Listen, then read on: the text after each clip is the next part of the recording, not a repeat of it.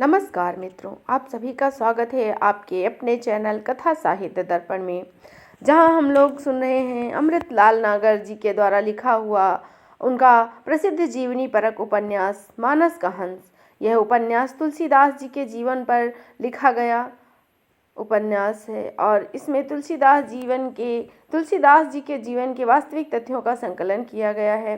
जहाँ तक हो सका है नागर जी ने विश्वस्त सूत्रों के द्वारा जो प्रमाणिक तथ्य हैं उनको ही लिया है, पर कहीं कहीं लोक प्रचलित बातों को भी उन्होंने रखा है। इस उपन्यास को हमने अभी तक 11 भागों में देखा। आगे हम आज 12वें भाग में देखेंगे।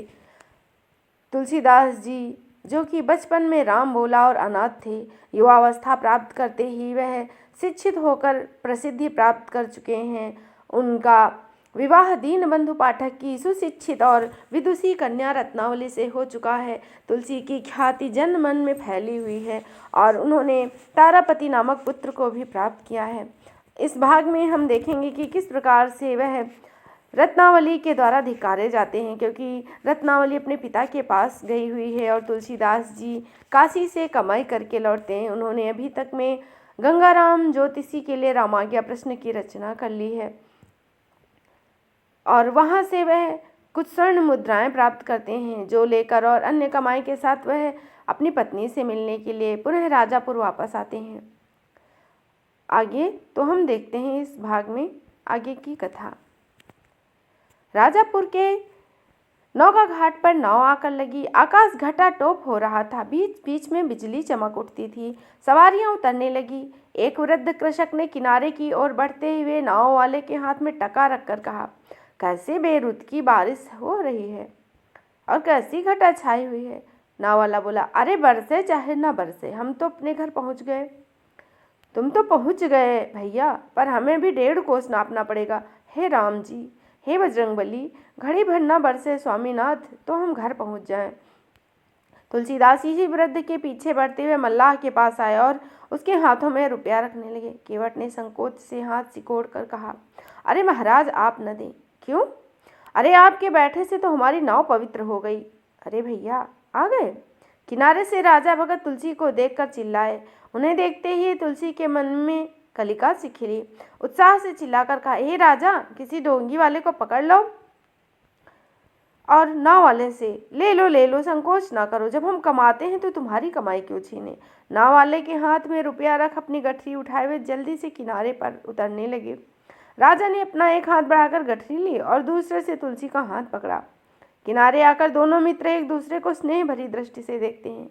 राजा बोले, चंगे तो लग रहे हो भैया। हाँ, खूब चंगे हैं। हम तो तुम्हारे लिए ही इधर आए हैं, नहीं तो उधर से ही ससुराल चले जाते।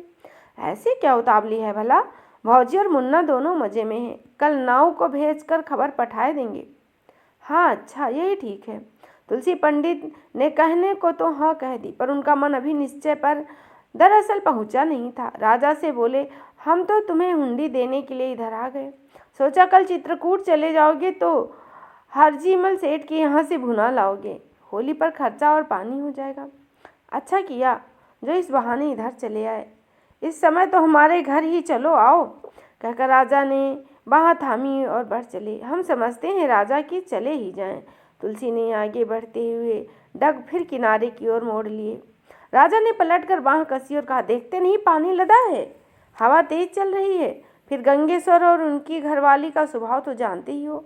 नहीं नहीं, इस समय जाना उचित नहीं है। आओ क्षमा करिएगा, हमारा मन कहता है कि चले जाएं। वैसे गंगेश्वर का व्यवहार इस समय कैसा है? व्यवहार तो सब ठीक है। भौजी ने बड़ी मदद की है ना उनकी। बाकी जमाई राज का वे बिन बुलाए पहुंचना उचित नहीं है। आगे फिर जैसा तुम ठीक समझो। कथावाचक कविवर पंडित तुलसीदास शास्त्री के पैर राजा की बात से बंध गए। लोक प्रचलित मान्यता के अनुसार अचानक ससुराल जाना उचित नहीं है, पर इतने पास आकर रत्नावली को बिना देखे मुझसे कैसे रहा जाएगा। तारा को देखने के लिए भी जी तरस रहा है। पानी बरसा तो पहुँचते पहुँचते एकदम भीग जाएंगे। सुवेश नहीं रहेगा। न सही गठरी भी लेता चलूँ, भीगने से तो नहीं बचेगी। पर अब जो भी हो, तुलसी तू इतना काम मत वाला हो रहा है। दूसरों को आत्मसंयम बताने का उपदेश देता है और तू तू ही जो है काम वासना से पीड़ित है। प्रश्नों पर आप ही झुलझुलाहट आ गई। मन चिढ़ गया। रामानुराग अपनी जगह है, पर मैं गृहस्थ हूँ। अपनी पत्नी के प्रति ऐसा अनुराग रखना कोई अधर्म थोड़ी है, और ना ही अस्वाभाविक है। इतने पास आकर अपने बच्चों को देखे बिना मुझसे नहीं रहा जाएगा। तुम यह हुंडी ले लो, 17,000 की है। इसमें से 2,000 रुपये तुम्हारे हैं। देखो, ना ही न करना। तुम्हें राम जी की सौंह। पहले हमारी पूरी बात सुन लो। अपने 2,000 और हमारे लिए 1 मुद्राएं ले आना। बाकी कोठी में ही अपनी भौजी और हमारे नाम से जमा कराना। अपनी ही बात ऊपर रखने के लिए तुलसी पंडित ने वार्ताक्रम ऐसा धारा प्रवाह रखा जिससे राजा कुछ बोल न सके। उनके हाथ से गठरी लेकर कपड़ों के बीच में तहा कर रखी हुई हुंडी निकाल राजा को दी। फिर गठरी बांधी और एक छोटी सी नाव वाले मंझोले केवट को पहचान कर आवाज़ देने लगे। नाव नदी में आधी दूर ही पहुंची होगी कि बिजली कहीं कड़कड़ा कर गिरी और हवा पानी का तूफान आ गया। तेज हवा में लहराती ऊंची ऊंची लहरों के थपेड़े खाती हुई उनकी नाव कभी तो अब उल्टी की स्थिति में आ जाती। जब केवट थकने लगा तो तुलसी ने पतवार संभाल ली। जीवन की चाह में वे मृत्यु को जीतने लगे। ससुराल के द्वारे पर उन्हें बड़ी देर तक कुंडी खटखटानी पड़ी। आवाज़ों पर आवाज़ें दी, तब जाके गंगेश्वर के कान में भनक पड़ी। कौन है? अरे खोलो भाई, हम हैं, हम। शास्त्री जी। भीतर से अड़काना हटा, कुंडी खड़की और द्वार खुल गया। आंधी और पानी के झोंके की तरह ही शास्त्री जी महाराज घर के भीतर प्रवेश करते हैं। अब तक बेहद सताने वाले शत्रु के अपराज्य प्रखर बाणों को निष्प्राण करने के लिए उन्होंने चट से द्वार बंद कर लिए। गंगेश्वर बोले, हटिए, हम बतिंग किए लेते हैं। आप तो बिल्कुल भीग गए। तुलसीदास शास्त्री के चिपके हुए गीले वस्त्रों का पानी टप टप कर बह दहलीज को गीला कर रहा था। वे सर्दी के मारे कांप रहे थे। एक हाथ में जली कुप्पी थामे, दूसरे से झट कुंडी और अड़कना लगाकर गंगेश्वर हल्की विद्रूप भरी खी खी करते हुए बोले, एकदम भीगी बिल्ली जैसे लग रहे हैं आप। भीतर से गंगेश्वर की पत्नी की आवाज़, अरे कौन आया है? वे बुलाए मेहमान। ही वे बुलाए मेहमान। पंडित तुलसी को अपने साले की यह खी खी खी भली न लगी। भीतर दलान में गंगेश्वर की पत्नी अपनी कोठरी के सामने खड़ी थी। तुलसीदास को देखकर बोली, आम और अंगोछा लाएं पहले, और बाप को पीछे याद कीजिएगा। बड़ी सर्दी है। राम राम राम। तुलसीदास का स्वर और उसका सारा शरीर कांप रहा था। तब तक पति का स्वर सुनकर रत्नावली भी ऊपर से झपट झपट सीढ़ियां उतरकर दलान में आ गई। पति को देखकर चेहरा खिला। प्रिया का धुंधला सा आकार देखते ही प्रिय के बदन में स्याद की वही गीली नहीं हुई होगी। चेहरा खिल गया। प्रिया का धुंधला आकार देखते ही बदन में उल्लास की गर्मी आ गई। बोले, पुटलिया खोलो, बीच में धोती दबी है, शायद वह गीली न हुई हो। तख्त पर रखी गीली पोटली उठाकर बहन की ओर बढ़ाते हुए गंगेश्वर ने कहा, ले लो, देखो सूखी न हो तो अपनी भौजी से एक कोरी धोती निकलवा लो। पर फतुही और दुसाला भी तो गीला है, क्या ओढ़ेंगे? गंगेश्वर की पत्नी अंगोछा लिए हुए तब तक आ पहुंची। हंसकर कहा, जिस गरमाई के लिए आए हैं वह तो सामने खड़ी है, ओढ़ने बिछाने की चिंता ही क्या। रत्नालास से गड़ी गीली पोटली को यूं सरका कर बैठ गई। चेहरा आड़ में हो गया। गंगेश्वर मुस्कुराए। सरहज ने अंगोछा लेकर तुलसीदास सर्दी की सिसियाहट को खींची हुई खिलखिलाहट में मिश्रित करते हुए बोले, हाँ हाँ, आप बीती सुना रही हो भौजी। हम तो राम रसायन की गर्मी में रहते हैं, कहो तो रात भर ऐसे ही खड़े रहें। आड़ ही में मुँह किए रत्ना बोली, धोती गीली तो नहीं है, पर गीली सीली सी है। गंगेश्वर अपनी पत्नी से बोले, कोरी धोती निकाल लाओ। जमाई का तो काम ही है हाथ झुलाते हुए आना और ससुराल से कुछ न कुछ झटक कर ले जाना। रत्नावली को बुरा लगा। खड़ी होकर धोती चुनते हुए ऊपर से भोली और भीतर से पैनी होकर बोली, जमाइयों जमाइयों में अंतर होता है। रावणों की आड़ लेकर राम को नकारने वाले कभी पंडितों की श्रेणी में नहीं गिने जाते भैया। धोती चुनकर पति की ओर बढ़ाकर कहा, यह लो, दुशाला ऊपर से ले आती हूँ। पिछले 2 महीनों में सारा घर का खर्च उठाने वाली बहन के बोल सुनते ही भैया भौजी के विनोद को मानो सांप सूंघ गया। गंगे की बहू तुरंत ही दूसरी दलान की ओर पग बढ़ाते हुए बोली, धोती लाती हूँ ना? आवश्यकता नहीं, कहती हुई रत्नावली ऊपर चढ़ गई। तुलसीदास साले सरहज के प्रति अपनी अर्धांगिनी के चढ़े तेवरों से मन ही मन प्रफुल्लित होकर ताव में आ गए। उसी समय बड़ी भतीजी गोड़सी के अंगारे दहका कर ले आई। राम राम फूफा। आशीर्वाद बिटिया, राम राम। कहाँ बैठोगे? इसे यहीं पर ढिबरी उठा के पहले बैठके का दिया बाल यहीं रख दो, ये भी बोले। और ये बोले गंगेश्वर। लड़की के हाथों से गोड़सी लेकर उसे जमीन पर रख उड़कू बैठते हुए तुलसीदास बोले, अब तो यह बड़ी हो गई है गंगेश्वर।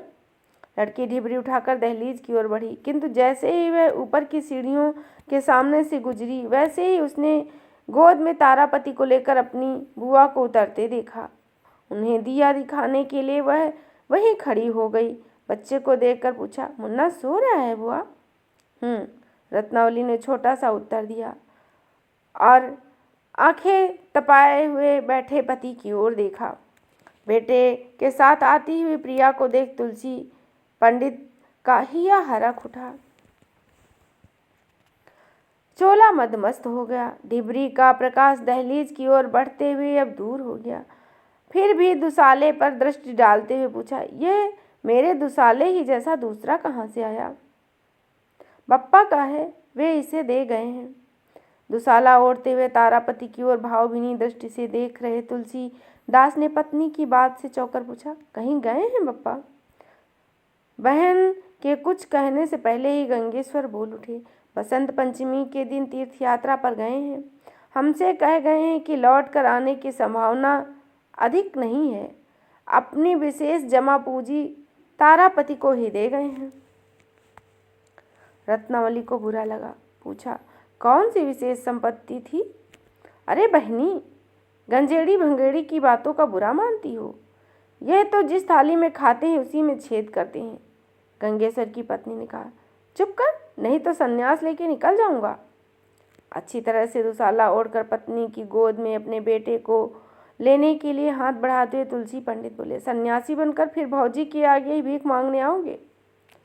वह तो सभी आते हैं, नारी बिना किसी की गति नहीं, न हमारे जैसे फकड़ों की, न तुम्हारे जैसे परम पवित्र शास्त्रियों की।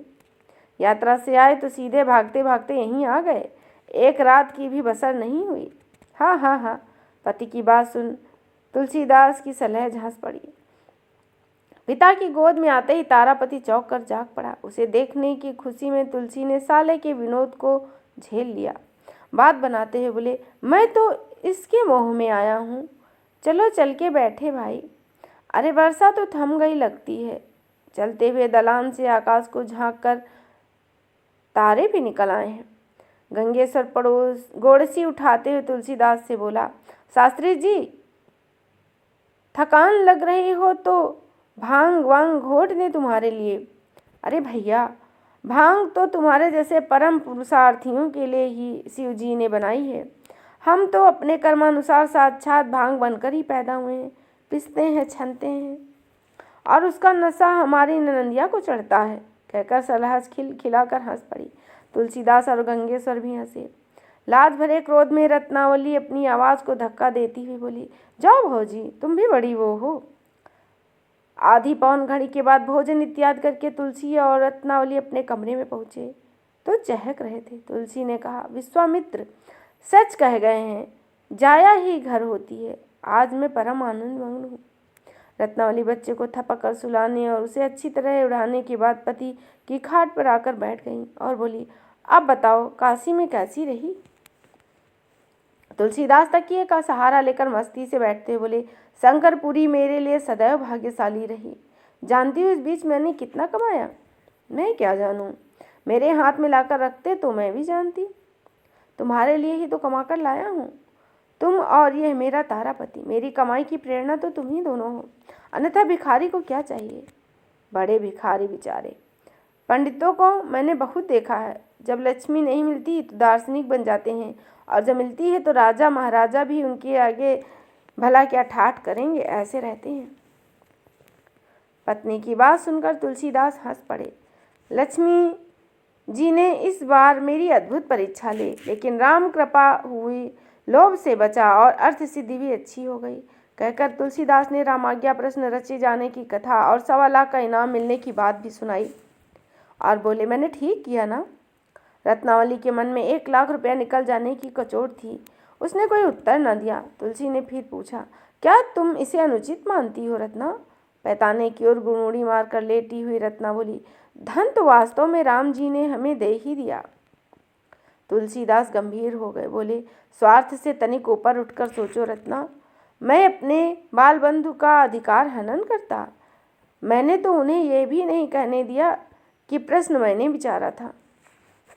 इसीलिए तो और भी कहती हूँ कि धन हमारा था, तुमने अपने मित्र की साख बढ़ा दी, एक नई विद्या दे आए जिससे वे लाखों कमाएंगे। हमारे भाग्य में तो ये पहला 1.25 लाख आया था। रूठी पत्नी की ओर बढ़कर खुशामदी मुद्रा में उसे बाह में भरकर तुलसी बोले, जिसके पास अनमोल रत्नावली है उसे 1.25 लाख की भला चिंता ही क्या हो सकती है। प्रिय, घबराओ मत, बहुत कमाऊंगा। तुम्हें रत्न जंडित हिडोले पर बिठाकर तुम्हारा लाड लड़ाऊंगा और इतना कमा कर रख जाऊंगा कि धनाढ़ियों को भी नहीं नसीब होगा। पति का हाथ झटक कर फुर्ती से बैठते हुए रत्नावली ने पूछा, अच्छा, जाने दो उसे, लाख दे आए, मगर बाकी रुपया कहाँ है? 12,000 रुपया तो मैं काशी में हनुमान जी के मंदिर बनवाने के लिए कोठी में जमा कराया हूँ, जिनकी कृपा से मुझे रामाज्ञा मिली और जीवन की सारी समस्याएं हल होती हैं। उनके प्रति अपनी निष्ठा को बनाए रखना मेरा कर्तव्य है। 3,000 रुपया और धर्म कार्यों में खर्च हुआ। 2 पुराने सहपाठियों की कन्याओं का विवाह करवाया, एक दरिद्र ब्राह्मण को घर खरीदवा दिया और ऐसे ही दान कार्य में खर्च किए। बाकी 10,000 वह फिर ऐसे ही 2-3 तांत्रिक अनुष्ठानों में, कुछ ज्योतिष विद्या में और इसी तरह खर्च होगा। 7,000 रुपया मिला, वह 17,000 की हुंडी बुनाने के लिए राजा को देखकर मैं यहाँ आया हूँ। घर चलो, वह राशि तुम्हें सौंप दूंगा। हाँ, राजा के निमित्त भी मैंने 2,000 रुपये उसमें अलग कर दिए हैं। तुम्हें बुरा तो नहीं लगा? मैं क्या जानूं, मान भरे स्वर में रत्ना अपनी नक बेसर घुमाते हुए मुंह फुलाकर बोली। फिर कुछ रुककर कहने, लक्ष्मी कहती है कि जब मैं आऊँ तो पहले मुझे घर से निकालने की उतावली मत करो। हमारे बप्पा कहा करते थे कि दान पुण्य करना अच्छा है, पर गृहस्थ को सोच समझ कर ही सब करना चाहिए। तुलसी ने प्रिया को बाहों में भरते हुए कहा, देखो प्रिय, तुम भी जानती हो और मैं भी जानता हूँ, मेरी जन्म कुंडली में संधि के ग्रह हैं। या तो करोड़पति बनूंगा या विरक्त। तो बन जाइए ना विरक्त, कौन रोकता है आपको? तुम रोकती हो। मैं क्यों रोकने लगी? तुम लालची होने से मेरे आसपास मंडराते रहते हो। रत्नावली ने पति की बाहों से झिटकना चाहा और कस गई, झिटक न सकी। तुलसीदास बोले, मैं स्वीकार करता हूँ कि तुम्हारे द्वार का भिखारी हूँ और सदा बना भी रहूँगा। पुरुष कामी अपनी लालच में स्त्रियों के आगे ऐसी ही बातें बनाया करते हैं। कल को मैं मर जाऊं? तुलसीदास ने चट रत्नावली के मुंह पर अपना हाथ रख दिया और दोहराया, कभी ऐसी बात मुझसे न निकालना, इसे मैं नहीं सह सकता। एक क्षण गंभीर मौन में बीता। पत्नी जान गई कि पति रिसाने वाले हैं। अपने मुंह पर रखा उनका हाथ अपने हाथ में लेकर प्यार से उसे दबाते हुए पति के कंधे पर अपना सर डालकर बोली, तुम तो हंसी को भी बुरा मान जाते हो। मैं हंसी में भी यह बात नहीं सुन सकता कि तुम्हारे बिना मैं रह सकता हूँ। रत्नावली के बिना अब तुलसीदास अपनी कल्पना नहीं कर सकता। पति का हाथ छोड़कर उनके गले में हाथ डालते हुए रत्नावली बोली, अच्छा, अब कभी नहीं कहूँगी। एक बात गंभीरता पूर्वक पूछती हूँ, बुरा तो नहीं मानोगे? मैं समझ गया क्या कहना चाहती हूँ, किंतु रत्नू, तुम भी ये समझती हो कि तुम और केवल तुम ही मेरा माया पाश हो। एक जगह मुझे पुत्र से भी इतना अधिक मोह नहीं है। तुम न रहो तो उसको किसी को सौंप कर विरक्त हो जाऊंगा। सुनकर रत्नावली तन गई। तीखे स्वर में कहा, स्त्री और पुरुष में यही तो अंतर होता है। नारी भले ही कामवश माता क्यों न बने, किंतु माता बनकर एक जगह जहाँ निष्काम हो जाती है, पुरुष पिता बनकर भी दायित्व बोध भली प्रकार से अनुभव नहीं करता। सच पूछो, वह किसी के प्रति अपना दायित्व अनुभव नहीं करता। वह नीरज चाम का लोभी है, जीव में रमे राम का नहीं। तुलसीदास के कलेजे पर मानो गाज गिरी। बंधे पानी में जैसे पत्थर थरथराने से लहरें उठती हैं, वैसे ही उनके शब्दहीन भाव तरंगित हो उठे। थोड़ी देर तक तो अपने मस्तिष्क की सनसनाहट और हृदय की धड़कनों के आगे और कुछ न सुनाई पड़ा। मन घबराने लगा। पत्नी की लुभावनी काया का स्पर्श उनके भीतर ही भीतर उनको घुटाने लगा। मैं कामी हूँ, मैं कामी हूँ, मैं पामर हूँ। राम को छोड़कर चाम को चाहा, उसके लिए मुझे ये बात सुननी पड़ी। और कहाँ तक सुनोगे तुलसी, कहाँ तक सुनोगे, क्यों सुनोगे? क्या का पुरुष हो? रत्नावली ने देखा पति मौन हो गए, तो फिर बोली, बुरा मान गए?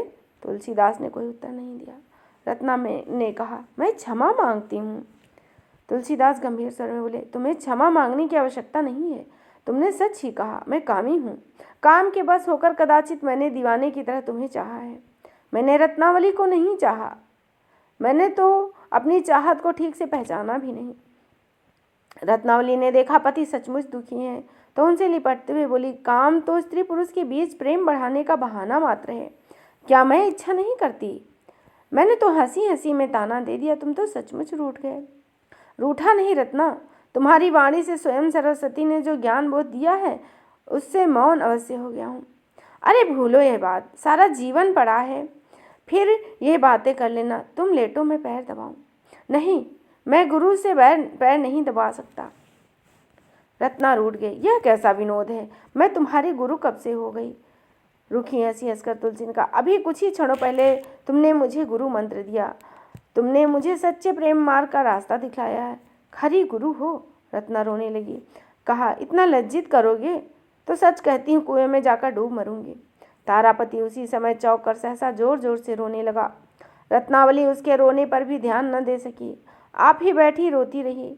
जब बच्चे का रोना बढ़ा तो खाट से उठकर चौकी पर चली गई, जहाँ बच्चा लेटा था। तुलसी के मन में इस समय न तो रत्ना न ही तारापति, उसके अंतर में केवल एक ही गूंज बार बार उठ रही थी, तुलसी तू झूठा है, तू झूठा है। कभी कहता था राम से प्रेम करता हूँ, राम को चाहते चाहते मोहिनी का मतवाला बन बैठा।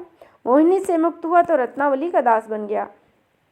मुझे कामवश ही नारी प्यारी लगती है। मैंने उसे चाहा और न राम को ही, दोनों से ही दगागारी की। पंडित उपदेशक भंडा, तुझे धिक्कार है, तू स्वार्थी है, प्रेमी नहीं। यूं आत्मदर्शन फूटा तो मन ने चाहा कि ढांढस बांध ले, पर निचली तहों में धिक धिक गूंज रहा था। तुलसी का मन बार बार भारी हो रहा था। जल्दी 2-3 मिसालें ढोली, मन की तह तह में आत्मग्लानि गूंजी, तू स्वार्थी है, प्रेमी नहीं, प्रेमी नहीं, तू स्वार्थी है। बच्चे को दूध पिलाकर सुलाकर रत्नावली फिर पति की खाट पर आ गई। रत्नावली के स्पर्श मात्र से ही तुलसीदास का मन ग्लानि से भर उठा। मैंने इसे धोखा दिया, मैंने अपने राम रूप सत्य निष्ठा को भी धोखा दिया। मैं कुटिल खल कामी हूँ। धिक तुलसीदास, धिक।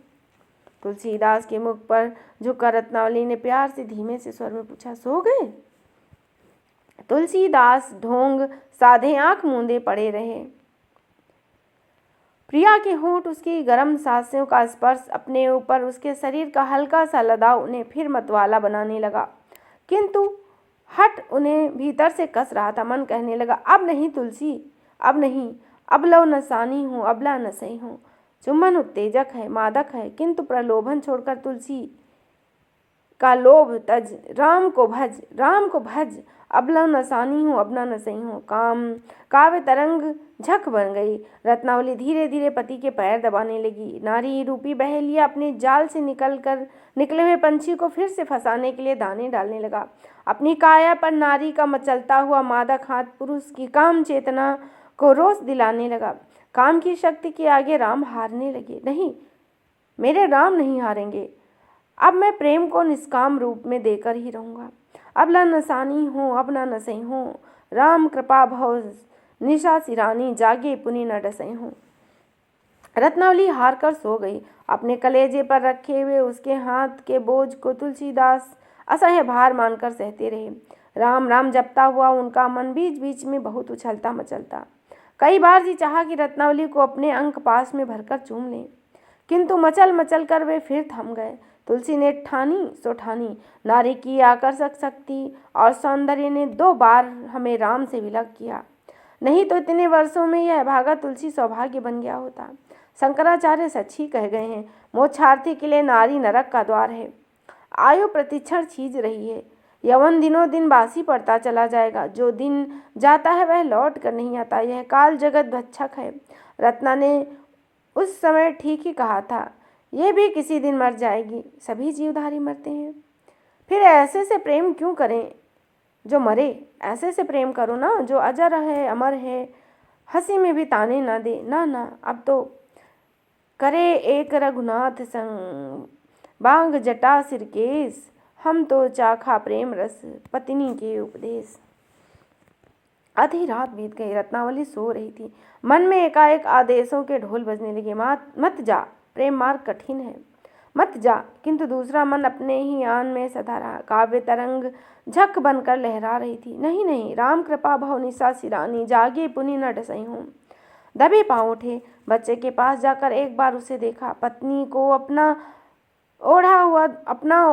ओढ़ा दुसाला उठाया, पत्नी के सिरहाने रखी ऊनी चदरिया उठाई, ओढ़ी, मौन भाव से हाथ जोड़े, दबे पाँव नीचे उतरे, चोर की तरह चुपके से द्वार खोला, फिर उसे धीरे से खींचकर बंद किया और अब एक मुक्त संसार तुलसी के सामने खड़ा था।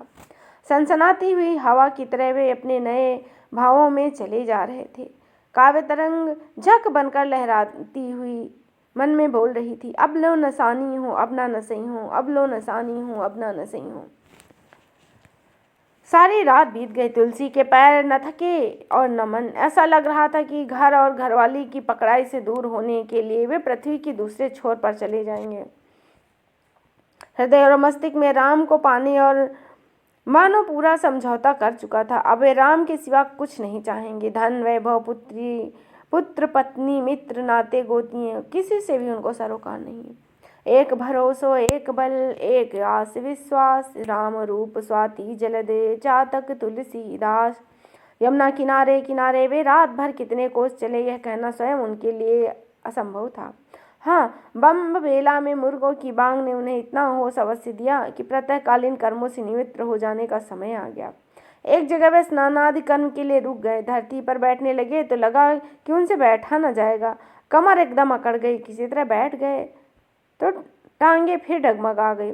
तुलसी को अपने ऊपर दया आई। उन्हें लगा बचपन से लेकर अब तक उनको केवल कष्ट ही कष्ट मिले हैं। जेठ की चिलचिलाती धूप उनका दुर्भाग्य उन्हें तबाह रहा था। कहीं भी छाँव नहीं मिली और जो मिली तो वह इतने कम समय के लिए। अपने हाथों से अपने पैर दबाते हुए तुलसी की आंखों से आंसू निकल आए। आंसुओं ने निकलते ही उनके वैराग्य को सचेत किया। तू क्या राजगद्दी पर बैठकर मुख से राम दर्शन करने निकला है? कबीरदास कितनी सच्ची बात कह गए थे। शीस काटी भुई माँ धरे, ता पर रखे पाँव। अहंकार और उससे उत्पन्न होने वाले सुखों दुखों की ओर ध्यान देने में अब मन नहीं लगेगा तुलसीदास। चाकर की अपनी कोई इच्छा नहीं होती, साहब की मर्जी ही उसकी मर्जी है। चल उठ मूढ़, आत्मसेवा का यह स्वांग छोड़, अपने नित्य कर्मों में लग। उठ, तू तनिक भी नहीं थका है, और यदि थका है तो इसका कारण तू अपने नियम कर्म आदि को छोड़ चुका है, यही है बस, और कुछ नहीं। सबसे अधिक अखरन तो उन्हें व्यायाम करने में हुई, परंतु व्यायाम भी चूँकि उनका नित्य नियम था, इसीलिए आज उसका पालन करना उनके हठ के वास्ते मानो एक धार्मिक आवश्यकता सी बन गया। स्नान, ध्यान, व्यायाम, संध्या वंदन आदि सभी कर्मों से छुट्टी पाकर तुलसीदास ने हठपूर्वक चलना आरंभ किया। पैर अब उतने तेज नहीं चल पा रहे थे। मन में चलने का हठ था, किंतु काया विश्राम पाने के लिए अधीर थी। कहा जाए, यह प्रश्न उनके मन में ठीक तरह से उभर तो नहीं रहा था, किंतु यह कामना अवश्य कुनमुनाने लगी कि कहीं ऐसी जगह चलकर बैठें जहाँ उनके और उनके राम के बीच में कोई तीसरा न आए। मन में चित्रकूट के शांत वन प्रांतर की सुखद स्मृतियाँ उभर रही थी, किंतु वहाँ वे जाने से हिचक रहे थे। पैर चलते हुए लड़खड़ा रहे थे, किंतु हठ अदमनीय था। आँखों की पुतलियाँ होंठ के सिकंजे की कसी हुई अचल अडिग बाधाएं थी, किंतु उनके भीतर भयंकर दीवानापन चल रहा था।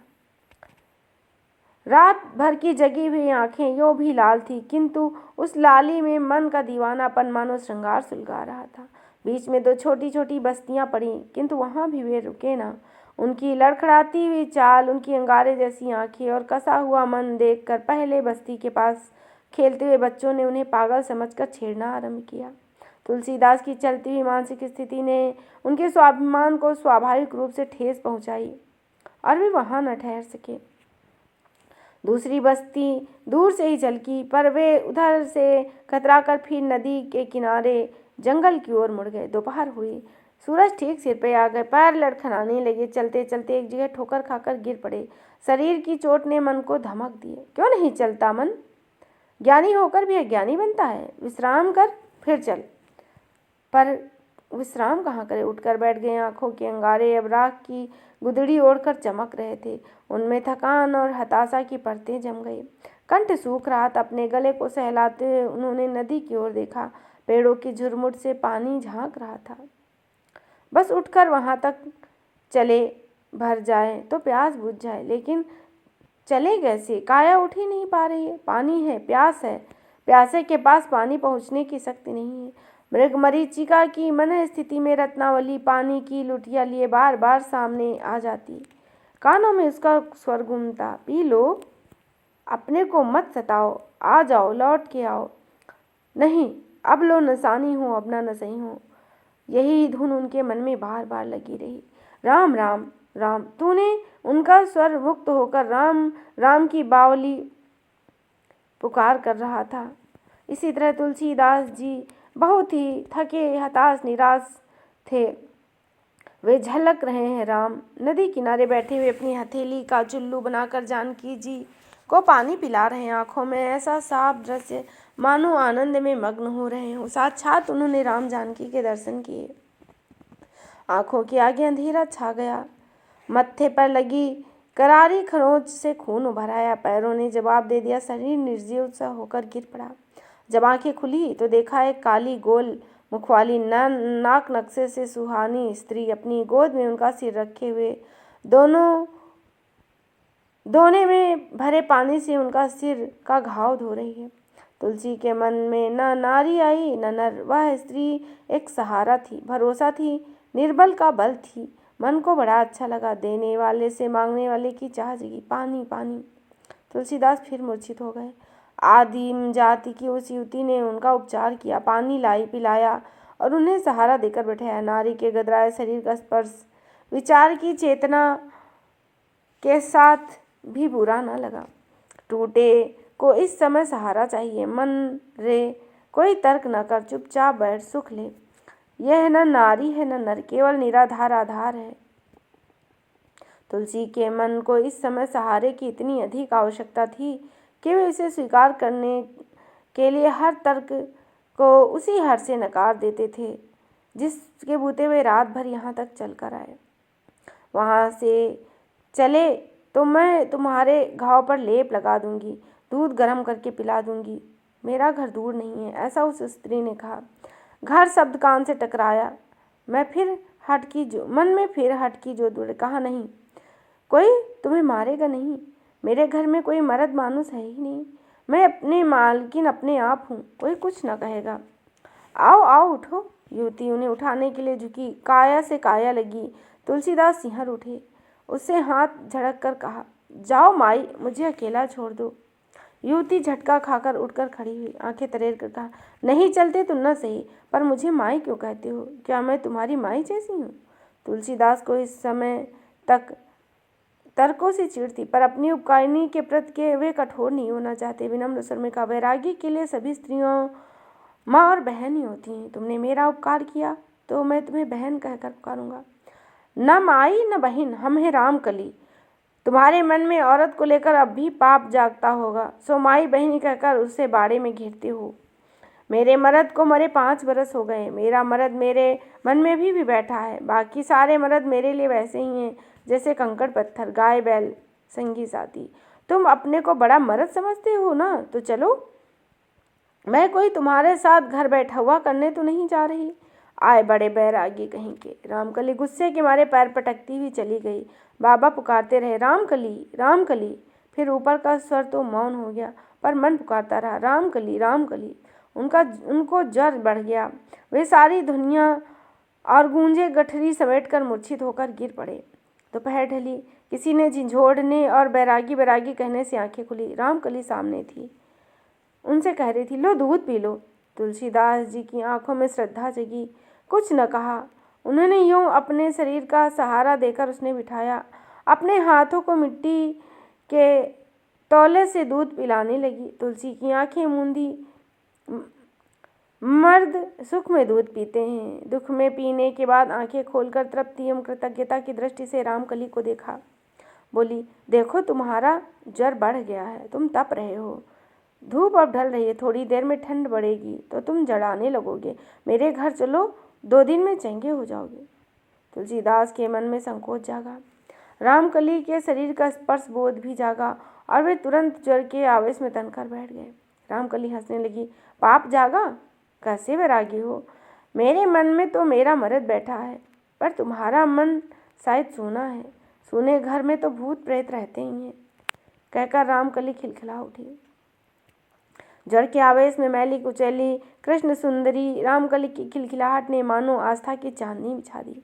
जोक में बोले, राम जाने क्या लीला है, पर तू खरी रामकली है। चल मुझे सहारा दे दे। अब मेरे मन में राम है, वहाँ कोई भूत नहीं। रामकली ने तुरंत उन्हें उठाया, सहारा दिया और वे सुख से उसकी झोपड़ी की ओर चले।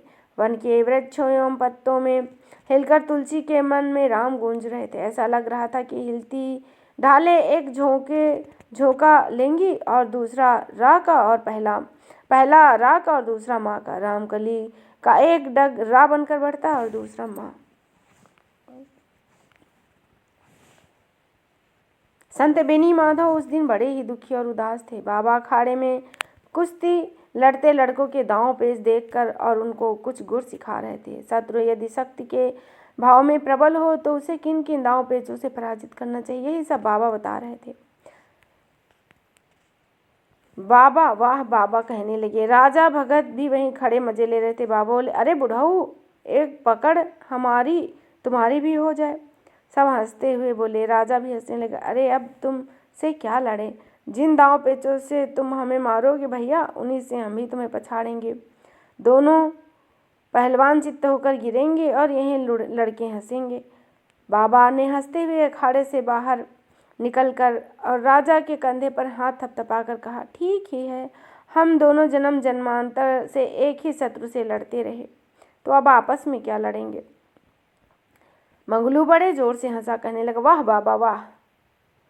बाबा बोले, अरे भाई, दंगल और मजा तुम्हारे सरीखे है, साले के लिए है, हम क्या बोलेंगे। लड़के खिलखिलाकर हंस पड़े। मंगलू लज्जा से जीभ निकालकर अपने दोनों कान पकड़ते हुए ऐसी मुद्रा में खड़ा हो गया कि अखाड़े की हंसी दोबारा हो गई। इसी तरह हंसी और मनोरंजन की सारी बातें वहाँ पे हो रही थी और सभी आपस में एक दूसरे से परिहास कर रहे थे। मंगलू की आंसुओं डूबी आंखों में आस्था की ऐसी चमक आई कि मानो काले बादलों को छेद कर सूर्य चमकने लगा हो। दूसरे लोग भी इस बात से अपनी सहज गंभीर मन स्थिति में आने लगे। मंगलू बोला, सच बाबा, आदत छूट जाएगी। आदत? अरे जहाँ राम नाम की हुंकार भर के तूने बैठ के लगाई, वहाँ भूत पिशाच ब्रह्म राक्षस तुझसे हाथ जोड़ते हुए तुम दबा कर भागेंगे। संत बेनी माधव के मुख पर बाबा की बातें मंत्र सी छप गई। अखाड़े में अपनी कोठरी की तरफ आते हुए मार्ग में राजा बोले, हमने तुम्हारे भीतर एक खूबी देखी भैया, तुम दवाई तो सब रोगों की एक सी बांटते हो, इसमें आनो पान में हर एक के हिसाब से उलट फेर कर देखता हूँ, तुम्हारी दवाई अचूक रह जाती है। हमें मरकही गायों के पैर छूने का नुस्खा बताया रहा। इसी तरह वे सब आपस की बातें करते हैं। तुलसी बाबा अपने बचपन की बातें बताते हैं। एक घुटी घास की उभरन के साथ साथ ही संत बेनी माधव का रूखा हुआ कंठ स्वर अकस्मात फूटा। वे बोले, हाँ गुरुजी, इस मृग मरीचिका ने ही अब तक मुझे दौड़ाया है। आदर्श भोले मन में विश्वास को लेकर इतना तेज दौड़ पड़ता है कि उसके साथ वह दौड़ नहीं पाता। इसी तरह बातें करते करते शाम हो गई। बाबा अपनी कोठरी के सामने पहुंच चुके। रामू घाट पर बैठा कुछ पंडितों से बतिया रहा था। बाबा को आया देख तुरंत आगे बढ़ कोठरी की कुंडी और द्वार खोले। प्रवेश करते हुए बाबा ने बेनी माधव से कहा, आओ बैठो, हम तुम्हें एक पुरानी बात सुनाते हैं। घर त्याग कर जब हम निकले तो कुछ दिन एक बनवासिनी सबरी के घर पर ज्वरग्रस्त होकर हमें रहना पड़ा। बेनी माधव, इस काम पीड़ित उपदेशक तुलसीदास की अहर्ता को धो धोकर स्वच्छ करने के लिए ही बजरंगी ने रामकली के रूप में मेरी परीक्षा ली थी। अपने मैले कुचैले गदराए हुए यौवन और सौंदर्य को छिपाए हुए वह रामकली उसकी बातों के कोड़े खा खा कर ही 3 दिनों तक अपने भीतर ही भीतरहीन भावना से बावला होता रहा। तो चित्रकूट के पर्वत के एक शून्य स्थल पर तुलसी गहरी उदास मुद्रा में बैठे हैं। सूनी आंखों से शून्य को देख रहे हैं। एक साधु पीछे से आता है, उनके सिर पर अपना हाथ रखता है। तुलसी चौंक कर पीछे मुड़ते हैं। साधु मुस्कुराता है, शांत स्वर में कहता है, केवल चाहने से ही सब कुछ नहीं मिलता भगत। अपनी चाहना को पूरी करने के लिए भगवान को भी नरदेह धारण कर हाथ पैर और मन बुद्धि चलानी पड़ी थी। तुलसी की आंखें छलछलाईं। साधु के पैर पकड़कर बोले, मेरा यही तो अभिशाप है महात्मा जी कि जो जानता हूँ उसे मानता नहीं। मेरे पढ़े हुए सारे अक्षर और सारे तोते की तरह रटा हुआ अर्थबोध निसार है। मैं क्या करूँ? साधु का स्वर शांत और सधा हुआ था। कहो और सुनो, ऐसा उन्होंने कहा। तुलसी को ऐसा लगा कि साधु का स्वर नरहरि बाबा के स्वर से बहुत कुछ मिल रहा है। वे बोले, राम कहो, राम सुनो। तुम कुछ दिनों तक हठपूर्वक अपने पोथियों के ज्ञान को, अपने सारे चिंतन की पद्धति को बंद करो। क्या ज्ञान विज्ञान झूठा है? तुलसी ने सहसा पूछा। नहीं, किंतु उसका तोड़ता रटंत प्रयोग अर्थहीन है, भ्रामक है। किंतु हठ की प्रबल पहरेदारी में भी मन के प्रपंच अपने राग विराग को लेकर षड्यंत्र रचते हैं। इसी तरह उन साधु के उपदेश से तुलसी को आत्मबोध हुआ। उनको बार बार यही सुनाई पड़ता, कहो और सुनो, राम कहो, राम सुनो। बाबा ने बड़े स्नेह से संत को देखा और उनके कंधे को थपथका कर आंखें स्नेह वर्णन में निसार हो गई। इन बातों से बेनी माधव को बड़ा रस आ रहा था। वह बाबा की जीवनी का संकलन कर रहे थे। उनके जीवन प्रसंग सुनते सुनते उनका अपनापन स्वयं ही अपने प्रश्नों का कटीला जंगल बनकर दुखदायी हो जाता। 55 पार हो गए, 60 की लपेट में आ चले, पर बेनी माधव तुमने अब तक पाया क्या? पाने की बात केवल सोचते ही रह गए। इसी तरह बाबा और बेनी माधव का वार्तालाप होता रहा। तो आज हम इतना ही भाग देखेंगे। इसके आगे की कहानी हम देखेंगे अगले भाग में।